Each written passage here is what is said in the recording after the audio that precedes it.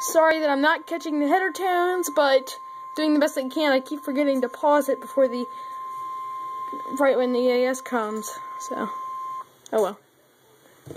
The National Weather Service in Birmingham has issued a tornado warning for northeastern Autauga County in Alabama, southeastern Coosa County in east central Alabama, northern Elmore County in east central Alabama, west central Tallapoosa County in east central Alabama, until 2. Oops. Hurry, hurry, hurry.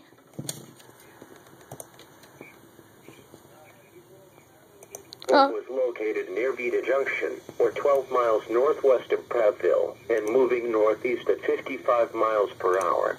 Locations impacted include Equality, Alexander City, Dayville, Marbury, Deepsville, Leoka Mills, Titus, Willona, 10 Cedar Estates and Speed.